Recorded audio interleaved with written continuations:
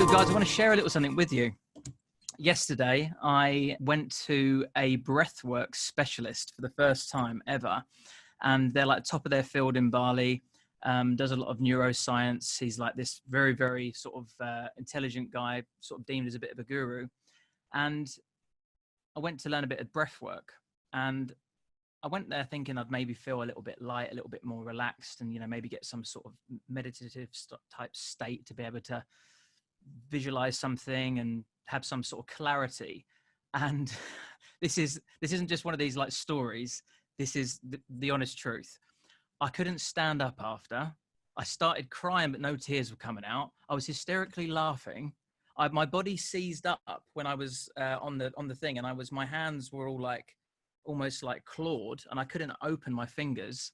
He fucked me up massively, absolutely fucked me up. So I'm already going to share some of that with you today. So today I want to share an experience with you. It's not quite going to be that bad, don't worry. I want to share an experience with you that I've never done before. So like, this is an exclusive for you guys, and I think I'm going to be the one that learns the most out of this. But it's all about us stepping out of our comfort zone, right? And I've never tried to step out of anything other than my story. But, you know, as you know, Liam and I have got big visions and missions. We've got big visions and missions to stand up on stage and inspire the world. And there's more pieces of the puzzle than just the story. So honestly, today I'm going to literally throw a few different elements in here. There's going to be a little snippet of NLP. There's going to be some breath work, a little bit. I'll explain to you what that entails, and some visualization. And I'm going to put music in the background. I'm going to do the full shebang, and we're going to see what comes out here, right? So we've never been done. I don't know what the response is going to be. Don't know what the reaction is going to be, but I've taken a bit of a hybrid. There's some coaching stuff in there. There's some affirmation stuff in there. There's some things that I learned from my experience at Unleashing the Power Within, Tony Robbins. I don't know if anyone's been to that a few years ago. And then also just brand new as of yesterday, this breathwork session, because it's all about, you know, consuming knowledge from different people and being able to offer that to others. You know, I've only learned that yesterday, but I'm already in a position where I can now gift that back to people. Now, I do not claim to be a neuroscience, nervous system specialist that he is. And I probably have to put a little caveat in there right now to say that this isn't, I'm not one of those people. I'm just going to add a little bit in. So it's going to take about 20 minutes, first of all.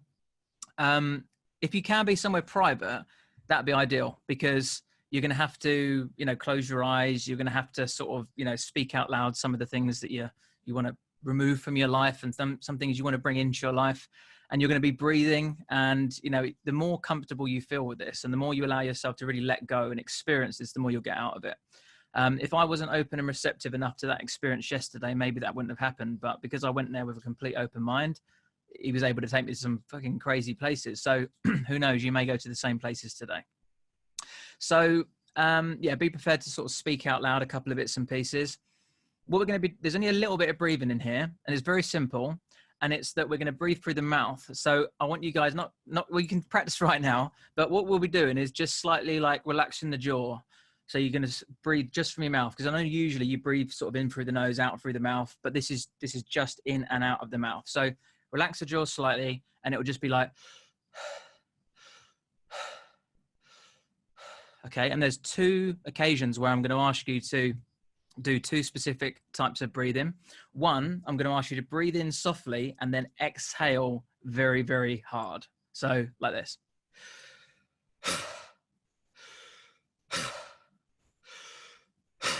Okay, you know, start practicing it now, guys, because there's going to be a time, there's going to be music and everything, and you have to do this at the right time.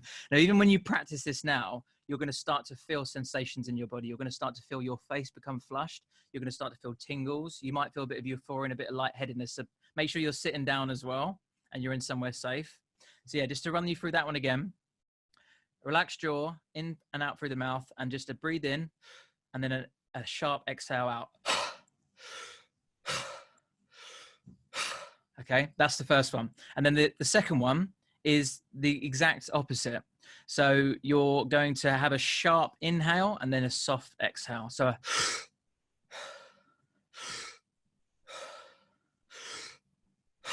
okay, and I want you to feel as though when you're doing these, the one where you breathe out, I want you to feel like you're pushing things out of you. You're releasing things. Okay. And the one when you inhale sharply, I want you to feel like you're drawing things into you, inside you. Okay. And it will become more apparent as we start to go through this process. So yeah, make sure you're seated, make sure you're relaxed, make sure you stay focused on my voice. Let go. Don't think about what other people are looking at you on this camera, what experience you're having. This is each and individually unique to you. Don't let anybody else damage that. And yeah, just everyone's doing their own thing anyway, so they're not going to see. You're going to have their eyes closed. So right, let's get into it. Cool. So I'm going to run some music. I've just got to change the settings. So we're ready to go. So this is going to take about, from now, take about 16 minutes. So get yourself relaxed. And as soon as you're ready, I want you to gently close your eyes and just listen to the sound of my voice. Okay. So first I want to introduce you to a few people before we get started into this. I want you to think of Sarah the dancer. Sarah the dancer, from a very young age, was a naturally gifted dancer. From the age of 3 years old, her parents would put music on and she would just naturally move with the music.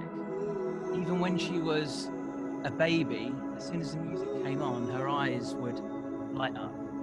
This was someone who was born to dance. Sarah had pictures all over her wall of this dream of becoming a dancer, and she promised herself that one day she would be on stage where she belonged. I also want to draw your attention to Steve, the aspiring family man. Now, Steve's #1 goal was to have a big family.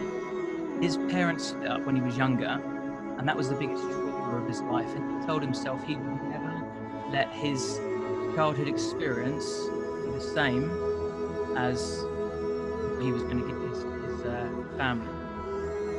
And he was going to do things differently. And he was going to be the best dad ever. I now want to draw your attention to Gareth, the successful entrepreneur. Gareth started an online business at 21 years old, very motivated. He gets up at 5 a.m., working for long periods on the computer, and regularly inspires others by showing everyone what's possible if you put your mind to it. He was brought up in a low-income background, and becoming a success was extremely important to him so he could prove that him and his family could be successful. And then there's special Nina. Nina wants to feel special and beautiful. Her dad was an alcoholic and would ignore her every evening. She would feel as though she was the problem, and she hated the person she saw in the mirror. She would tell herself that she was ugly and a waste of space. And growing up, Nina desperately looked for love from other men to try and fill the void that she felt within. So I want to tell you that Sarah the dancer ended up dying at 78 years old after a 30-year career in HR. She didn't become a dancer because she didn't allow herself to go after that goal. Steve, the aspiring family man, died alone because he was sabotaging his life. Every relationship he ever had, he would sabotage for fear of it turning out the same way his childhood did. Gareth, the successful entrepreneur at 21, had a heart attack at 31. He was stressed, he was overwhelmed, didn't balance his life correctly. Special Nina, who wanted to feel beautiful and special, she was an alcoholic. She was in a series of abusive relationships. She found herself being around men who treated her the same way that she felt her entire life. I want to start, guys, by letting you know that the job that you do as coaches, the difference between these people going out there and doing the things they want to do with their life and them dying unhappy. Sarah the dancer, you could help her become a dancer. Steve, the aspiring family man, you could break that pattern of self-sabotage. Gareth, the successful entrepreneur, you could quite comfortably help him balance out his life. And special Nina, who just wants to feel special and beautiful, doesn't need any man to tell her that. You can share the process of how she can learn to love herself. So I want you guys to know how incredibly important you guys are in the world right now. Because without you, These people are looking for a solution and they have no idea what that solution is, and you guys have it locked in your mind. It's literally there. Every tool, every technique that you've learned, every experience you've been through, every lesson that you've learned is the exact solution for someone out there desperate right now. So as we start this process, I want you to remember why we're doing this. This is something much bigger than yourself. This is something outside of yourself. This is a duty that you are here to do. And as you go through this process, I want you to hold that in your mind. That this isn't just a business. This isn't just a lifestyle. This isn't just something that helps people. This is something that saves lives. So as we move to the next stage of this process, I want you to think about what's stopping you from going out there and helping all the Sarahs, all the Steves, all the Gareths, all the Ninas. What is that thing that's holding you back? Because we all know there's something, whether it's the fear, whether it's the insecurity, whether it's the doubt, whether it's the not feeling good enough or the imposter syndrome. We all have 1, 2, 3, or many of these things. And somehow we have them and we just accept them as a part of us, but we don't need to. You can remove these things from your life. And what I want you to do now is I want you to draw your attention to all of these things that have been holding you back, and I want you to pick them out in your mind. And I want you to put them all together in a cluster, in one ball. And I want you to visualize this big, dark mass of pain that lays within you right now. And feel how heavy it is, and how much of a burden it is, and how much it's stopping you and holding you back from going out there and helping the Sarahs, the Steves, the Gareths, the Ninas. And then I want you to think about what your life would be like in 3 years' time if you allowed this mass to grow. If you allowed the fear to amplify, if you allowed the doubt to continue and the sabotage to keep on playing itself over and over again. And ask yourself, is that something that you want to hold on to? Are you ready to let go of that big mass of fear and pain and misery? Because I can tell you that you can make a decision today to move away from these things. And through the exercise I'm about to take you through, we are going to remove this from your life. But first of all, feel this pain within you. Now stop the breathing and notice the sensations in your body, and notice how you feel. Notice the euphoria. Notice how amazing it feels to let go of these things that have held you back so long. Pain is almost disappearing as you feel the sensations run through your body. And notice now, I want to bring your attention to the fact that you now have space inside you. That pain that you've removed, that big mass,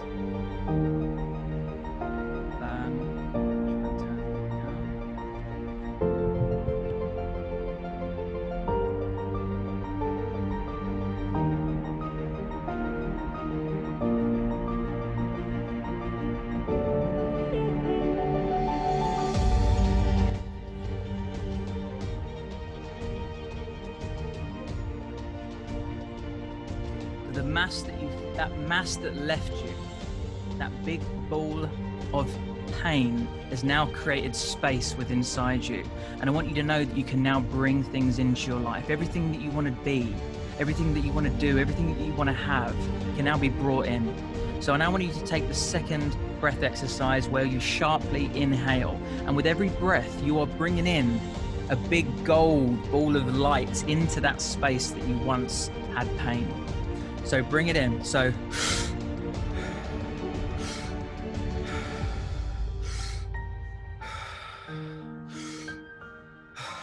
keep on going, guys. Breathe it in. Inhale sharply and know that every breath that you pull in, you are bringing in goodness to your life.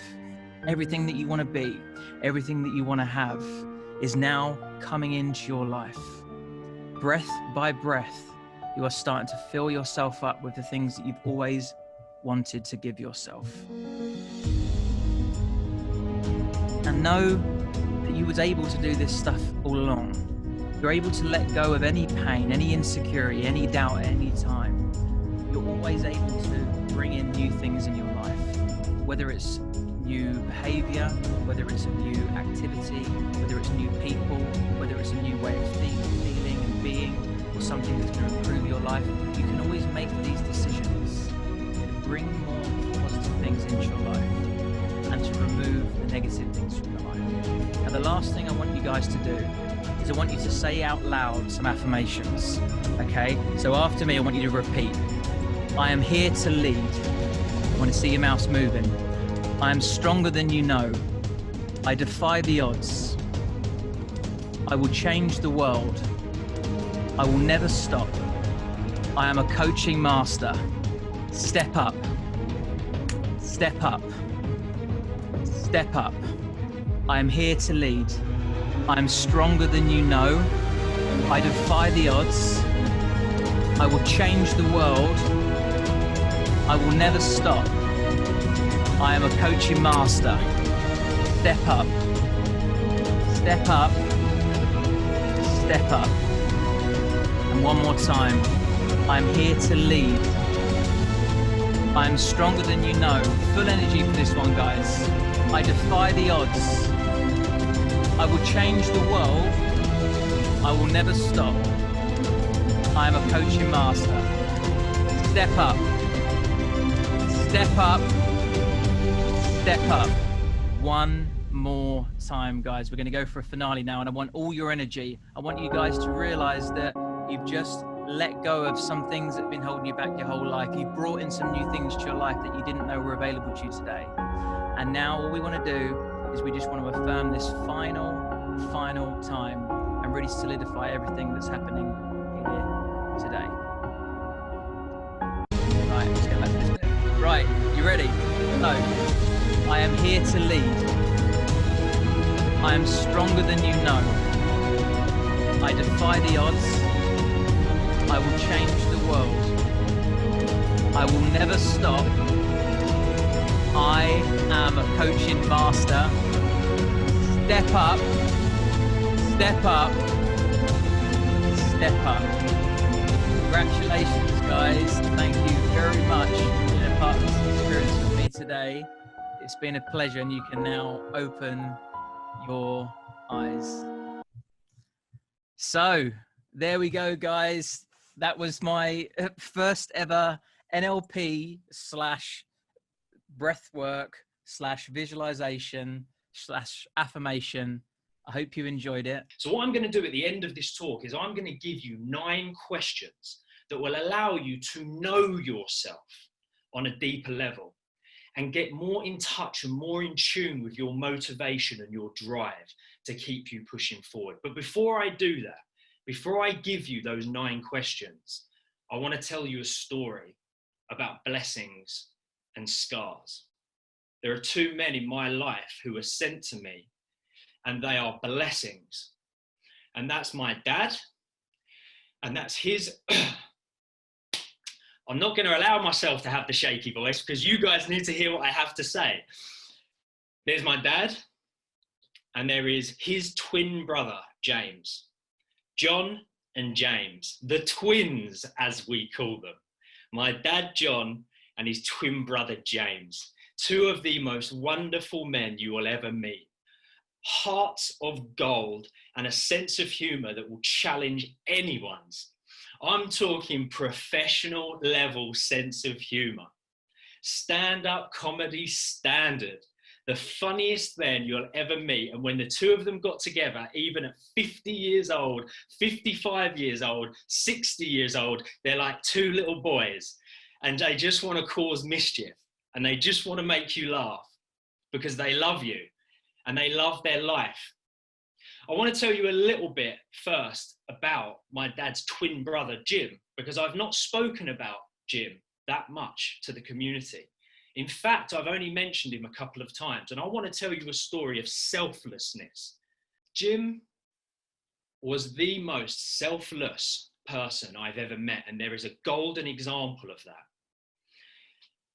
Dad and his twin brother, Jim, they had a younger brother, and his name's David. And David was born with really severe autism. David can't look after himself. David needs somebody to look after him. My Uncle David, who I love with all my heart, a fantastic man. Again, a man with a sense of humor, even though his jokes are hidden behind his autism. They're hidden behind the communication that he struggles with. But you know he's cracking jokes. You know he's got a great sense of humor, and he's a practical joker. He does impressions of my Irish grandmother just out of the blue. And he's the funniest guy you'll ever meet. And he needed someone to look after him. Now, my dad's twin brother, Jim, he sacrificed having a job, a career, sacrificed having a wife, sacrificed having kids. He sacrificed all of the things that we look forward to and desire as an adult. He sacrificed that element of his adult life solely to be the full-time carer of his younger brother, David. And he spent his whole life doing that. Every single day, it was him and David and my grandmother living in a house together in Bermondsey in London. And if that isn't the funniest joke ever, you got a 97-year-old Irish woman, you've got my Uncle James, who's blind as a bat, and you've got my Uncle David, who's got autism. It's like a 97-year-old Irish woman, a blind man, and a guy with autism walks into a bar.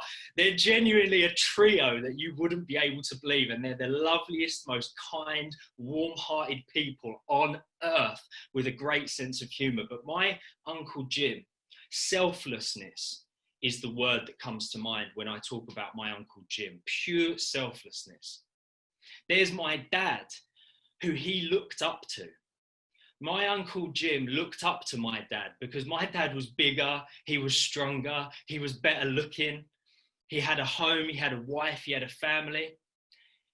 And that really scarred my dad in so many ways. That really upset my dad because my dad used to feel really bad about that. He used to feel guilty about that, and I'd have really deep conversations with him about how he was feeling. And he used to come to me quite upset sometimes and said, I feel so sorry for James. That's Jim. His name's James, but we call him Jim. And he said, I'd feel so sorry for James. I say, why, Dad? James is quite possibly the most positive person I've ever met. And it was absolutely true. You'd never hear him say a bad word about anyone. You'd never even see him without a smile on his face. And he's always cracking jokes, and he's very light-hearted. But it did hurt my dad. It scarred him. And he said, yeah, but I know he really wanted a wife, and I know he really wanted a kid, and I know that he wanted the life that I've got. I know he wanted the life that I've got, and it really upset my dad. And that's only because he really cared. And that's because he loved his brother so much. But when the three of us got together, what we all did is we all shared in stories and gave each other reassurance and an understanding that the lives that we were living as individuals were the lives that we wanted to live. Jim would say to my dad, John, don't ever feel bad about that. I love my life. I get to spend every day looking after David. That was his mindset. I get to, not I have to, not I should or I must. He used to say, oh, he's my little brother. Yeah, but he's my little brother. I love him. I love him, John. Don't worry about anything. I love him. I get to look after him every single day. And obviously Dad would say, oh, that's brilliant to hear, Jim. I love my life here. I've got my wife, got my kid, got my home. And you know what? I know that even though my Uncle Jim looked up to my dad envied Jim in many respects. He envied him. He envied the way that he was that resilient. He envied the way that he had that constant positive outlook on life. He really envied him. And they envied each other, but they loved each other so much. And I loved both of them so much. Like I couldn't even explain the amount of love, emotion, connection, respect that I have and had for these two men. The two men in my life that were most like me. They looked like me, they sounded like me, they moved like me. We had the same sense of humor. They were both high on life. They loved each other, they loved life, and I loved spending time with them. Now, one of my deepest scars, if not the deepest, and I've got a lot of them, is having lost my dad to suicide on October 29th, 2018, which is a story that I have shared with some of you and maybe not all of you. And it runs deep, and I have to remind myself all the time on a constant basis the stories of the shaman in ancient civilizations, in ancient cultures, in ancient tribes. The story of the shaman, the wisest man in the tribe, the bravest, the leader, the spiritual guru, the ones they all looked towards for guidance. The shamans were not allowed to be shamans until they had been scarred in battle. They were not allowed to be shamans until they were scarred in battle. And the reason for that was because they believed deep down that it was through those scars that wisdom entered a person's body and entered their soul and entered their spirit. They needed to experience scars before they were allowed to be the keeper of the keys, the keeper of wisdom, the leaders of the tribes. They needed those scars. There's an ancient Japanese ritual, if we want to call it, or even just a process, and it's pronounced kitsuji, and it's known as the Japanese art of golden repair. The Japanese art of golden repair. What they do in Japan is when something breaks, they fix it with gold.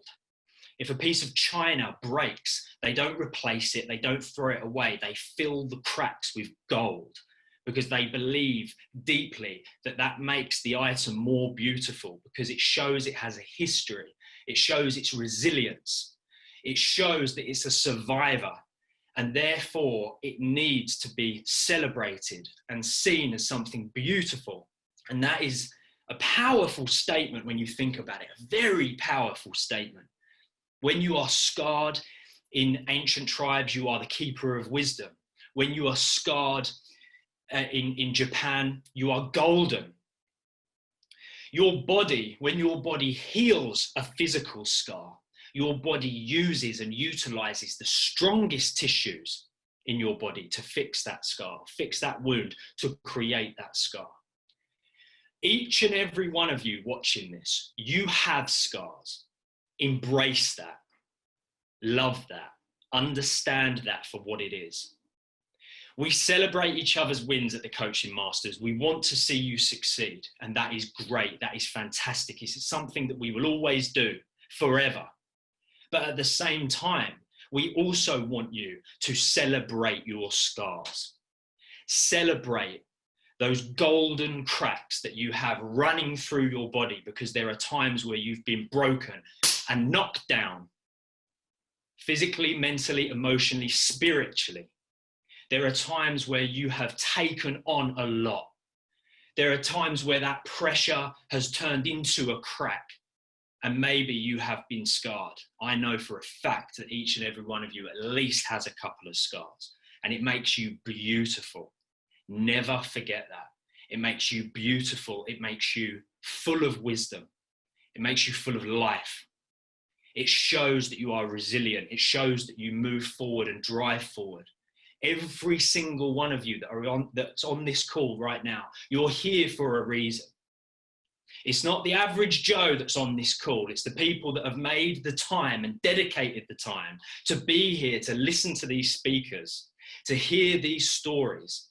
You've carved out a chunk of the most valuable asset you own, which is time.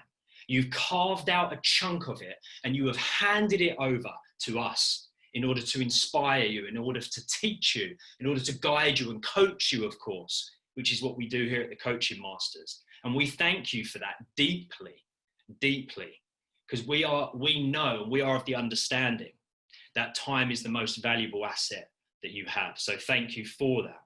Now, let me carry on with this story of John and James, the two men who I love the most in this world. So I had lost my dad to suicide, October 29th, 2018, which was a complete devastation, a complete shock. And I spend every day utilizing my own coaching in order to process the events of October 29th, 2018 and beyond.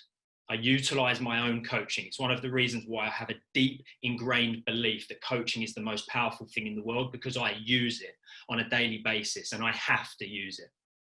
Now, what a lot of you don't know is that after October 29th, 2018, Jim got really sick.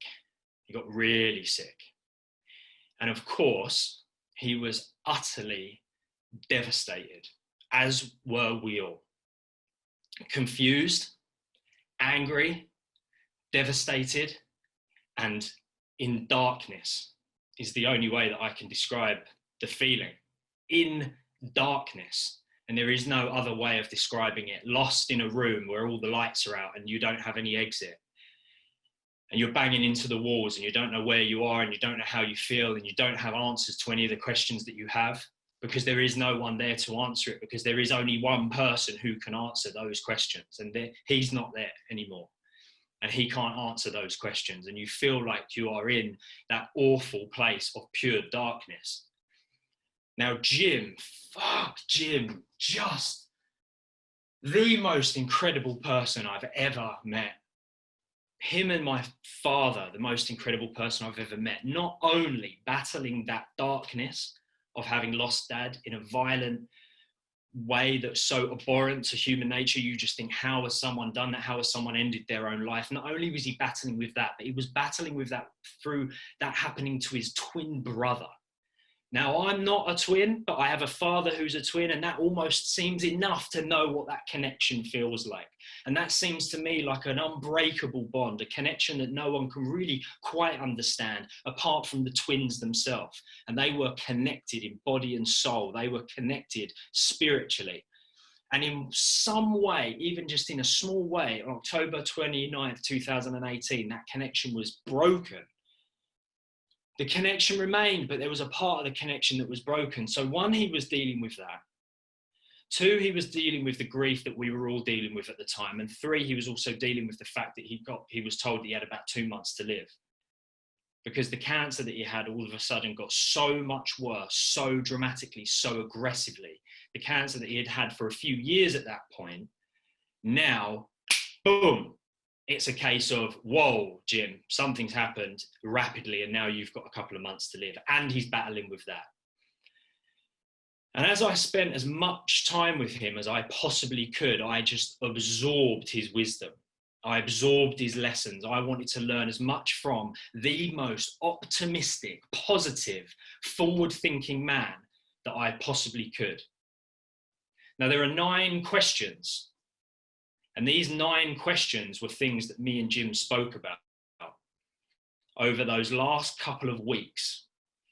And those last couple of weeks, they meant the world to me, because I slept on the hospital floor every day for 2 weeks, every night for 2 weeks. And interestingly enough, this was at the exact same time that me and Lewis very first started talking. And Lewis actually messaged me and he was like, hey man, I'm putting on this event in London. It's called FireUp. I think you should be a speaker. And I was like, hey, bro, I'm really sorry. And I wouldn't normally do this, but right here, right now, I'm afraid I can't think straight. And I told him why. And he said, you know what? That's cool, mate. We need to meet up for a coffee. We met up for a coffee and then the Coaching Masters was born. And it's really interesting how that was the same time where this was happening. And I was sleeping on the hospital floor and I was talking to Jim every single day, every single night.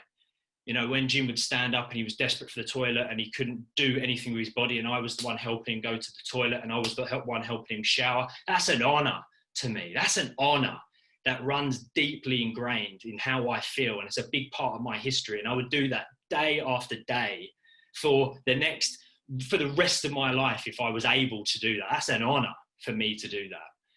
You know, and people would say to me, God, you must be really tired. God, you must be exhausted. Do you want to go home for a bit? Do you want me to take over? And I couldn't bear the idea of not doing it because I knew it was precious time. And there was this one really unbelievable moment where the priest had arrived, because my grandmother, being this little Irish Catholic woman, highly religious, of course, Jim used to think it was quite funny. And he used to tell stories about him and Dad as children sitting at the back of the church, cracking jokes and farting. And and the nuns would come over and hit their knuckles with their stick, and they thought it was the funniest thing in the world. So my dad and Jim, they used to find that quite funny. But my grandmother, Bridie, she's highly religious, and she wanted the priest to come and read Jim his last rites. And the priest was there, and we were all there. The whole family was there. and we were around Jim's bed and we were comforting him. And he was cracking jokes, and all he really wanted was a JD and Coke because he liked to drink. So I actually snuck him in some JD and Coke, and he was like, oh. And it was like, I saw him come alive, and he was like, cheers, Liam, you're the only one that would do this. And I just thought to myself, in those moments, I want to try to give Jim as much of that pleasure as I can. That's what he really wanted. And the nurse had even said to me, look, it's not going to do any damage because obviously your uncle's very sick. He's going to die in the next couple of days. And I saw him light up like a Christmas tree when he had that sip of JD and Coke. And we were all around him. And there was this one unbelievable moment where the priest was reading Jim his last rites. And I swear to God, he's sitting there on the bed. He laughed quickly to himself, and he went, and he went, nice one, John. And my jaw dropped. It was just like my dad had just cracked a joke in the exact same way that he normally would crack a joke in that exact situation, just to try to make people laugh and lighten up the mood. And Jim's sitting there on the bed, and he literally goes, good one, John. And we didn't say anything about it, didn't mention it. He had his moment. We let him have that moment because that was a moment between him and my dad. And he died very, very soon after that. And it was when I was with him, it was in the exact moment that I was with him. And I felt as though he waited for me to get back from the cafe when I went to get us some drinks. And he just deteriorated in seconds. And I felt strongly that he had waited for me to get back. And I hugged him and I said, go on, Jim. If you're ready to go, you go. Relax.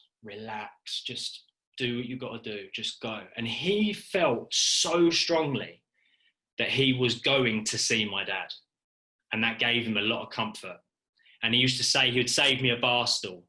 He said, don't worry, Liam, I'll save you a bar stool. Don't worry. When me and John are up there, even if it's a bit busy, there's going to be a space for you. Just chill out. I'll save you a bar stool. And I know they're saving me a bar stool. And I tell you what, I don't want to be sitting on that bar stool anytime soon. And I said that to him, all right, Jim, you saved me a bar stool, but I do not want to be sitting on it anytime soon. So you better keep it warm for me, but you're going to be sitting there for quite a while, I tell you, because I'm living till I'm 150. But he said, look, I'll save you a bar stool. They're scars in my life, but they're blessings as well. They're blessings. Now, what makes them blessings? Maybe it's because I believe they are blessings. Because I know that there are lots of other people that would choose to only see them as scars.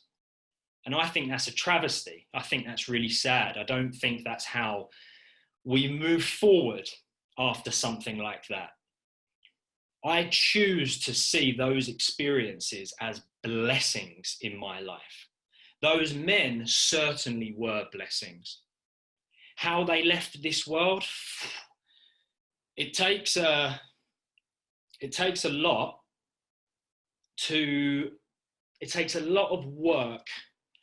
It takes a considerable amount of development within my own mindset to be able to yet see the way they left as a blessing. I may get there at some point. I'm not there yet. And I'm still very, very angry about it. I'm really fucking angry about it. And I'm still very confused, and it's still a very dark thing. However, I may be on that journey of understanding it as a blessing because they are a blessing. I have no doubts about that. They are a blessing, and the time I spent with them was a blessing. Nothing but a blessing. And maybe one day I'll learn a lesson which teaches me that the way they left this world was also a blessing. And I'm on a hunt for that lesson. I will always search for that lesson. So there is a lesson here. And that is that blessings and scars don't always have to be separate. They don't have to be different things. They don't have to be opposites. They don't have to be two things in battle with each other, that we either experience blessings or we experience scars. Scars can be blessings, and blessings can be scars. It is all determined on what we think and feel and believe. I believe these two men were in my life for a reason. I believe that they were a blessing. I believe that they're sitting somewhere, I don't know where, but they're sitting somewhere, warming up bar stools, cracking jokes, saving me a space. And I haven't got a clue where that place is, but I firmly believe that. And that gives me a lot of comfort. And I choose to believe that. This is one of the main lessons that I want you guys to take away today before we move on to the 9 questions that will help you find yourself, help you understand yourself, and help you move forward in your life. What I want you to really take from this is that you get to choose. You get to choose what you believe. And no one can take that away from you. You get to choose to believe that your scars are a blessing. You get to choose to believe that your scars, that adversity, those hardships, those awful things that have happened to you in your life, you get to choose to see them like the scars of a shaman, where those are the scars where wisdom flows into your body. Wisdom flows into your body because of the scars. You get to choose that. You get to choose to see those experiences that you've had, those awful, dreadful fucking experiences that you would say, oh, I wouldn't wish that on my worst enemy, what happened to me. You get to choose to see that as golden cracks, like the Japanese art of kitsuji. You get to see those cracks as solid gold. And you get to choose that you're more beautiful because of those cracks and because of those scars. You get to choose to believe that you are full of wisdom because of that you're more beautiful because of that. And you are. Without a doubt, you are. And I would love, and this is just my belief, it's just my view, but I believe and I would love for you to start to at least take some baby steps towards maybe, potentially, one day believing that, at least, if not believing it right now, in this moment. And that's the power of choice. That's the power of making a decision. You get to make one straight away, and no one can take it away from you. There are fewer things in this world more powerful than a human decision. Make a decision. Decide. My scars mean I am full of wisdom. My scars mean that I am resilient. My scars are beautiful. Those past experiences, those pains, those adversities.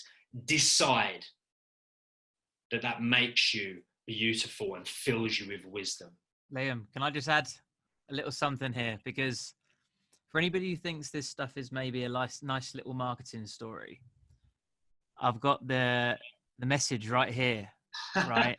Yeah. And let me just really repeat what Liam was talking about there. His dad had just committed suicide, and then his uncle was also dying, and he was looking after him. And he still responded to my message and asked to take that phone call because he was still pushing forward. Now, if that's not somebody to lead a community, to learn from, I don't know what is. Because if any excuse in the world that you could ever pick, that's the fucking one to use, isn't it? You know, sorry, mate, not the right time. But no matter how difficult things got for him, he kept one eye on the ball, because although things got bad, he didn't let it break him. And when I first met Liam, he mentioned, I've got a bulletproof mindset. And that's exactly what he's got, a bulletproof mindset. And the reason why I wanted to speak to him was about FireUp. And it's taken, you know, how long is it? Yeah, nearly a year, or I've lost track of time. It's taken a year or 18 months to get to this point, but now you're here, mate. You're at FireUp. You fucking made it, even though life got fucking shit, and you could have made a decision to step back, to do something different, to allow it to defeat you. But if you've gone from strength to strength, like, how many people do you know, guys, that haven't just got through shit, have excelled through shit? And that's what you've done, mate. So I'm incredibly proud of you, and I'm so glad we're here today and everything's mapped out the way it is. And I'm sorry to interrupt you, mate, but yeah, Seeing the messages is quite in this message. Let me just read out what he said. He said, "I'm just at the hospital looking after my uncle at the minute, bro. He's in the last stages of cancer. Can we chat later? I'm definitely up for chatting." And then he said, "Sorry, bro, it's so late. I'm still in the hospital, but my uncle is asleep, so I'm free to chat now." So he's literally waiting until his uncle's asleep, and he's like, right, back on the opportunity. That decision there, that one decision where he didn't dismiss an opportunity, created what is now known as a coaching masters. If he hadn't have responded back to that message, none of us would be here today. So that is the power of choice, the power of decision, the power of keeping moving forward.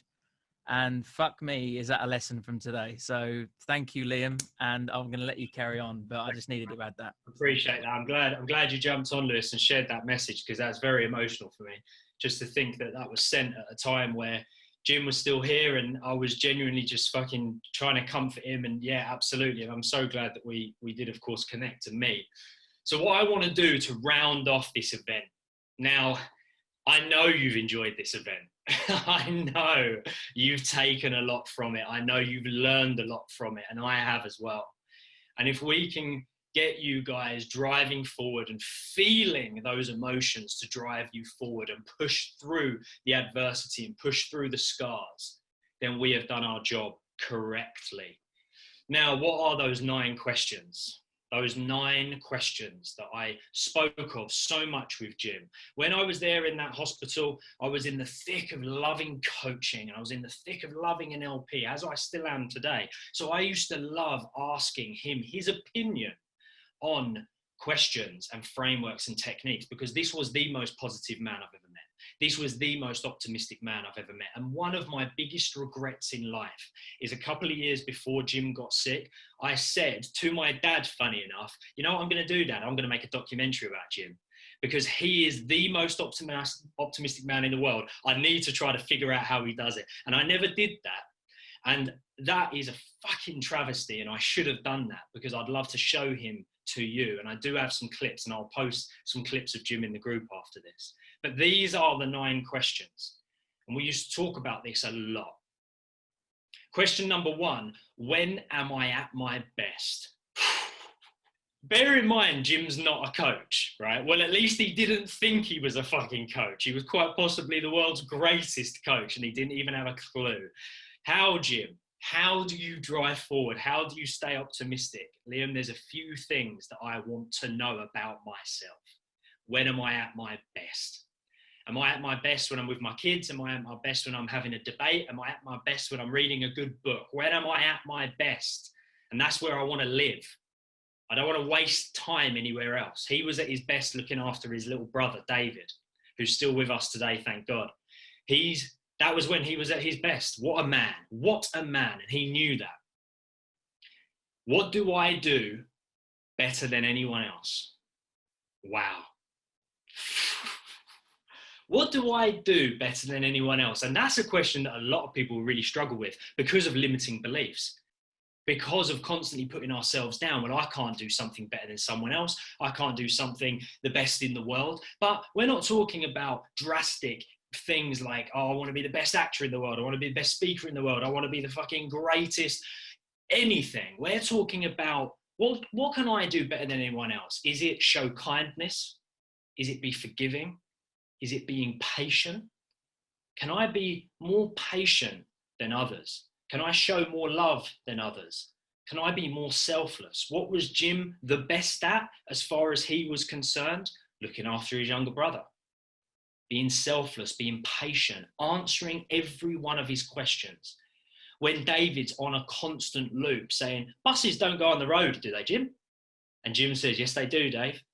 Yeah, no, but buses don't go on the road, do they, Jim? again and again and again, all day long. And then you've got my 97-year-old grandmother going, shut up, David, just shut up. And Jim's there going, don't worry, Ma, I'll answer his questions. Yes, they do, Dave. Yes, they do, Dave. No, yes, they do, Dave. They drive on the road. You've got a bus driver. They take people around. Amazing man. Just like, so he was more patient than anyone else. What do other people value about me? It's question number 3. What do other people value about me? That's a really interesting insight. When you learn what other people value about you, you can do more of it. They're your superpowers. They're your strengths. What other people value about you are things they admire about you. It means that there's not enough of that in the world. And we deem that to be useless because it comes easy to us.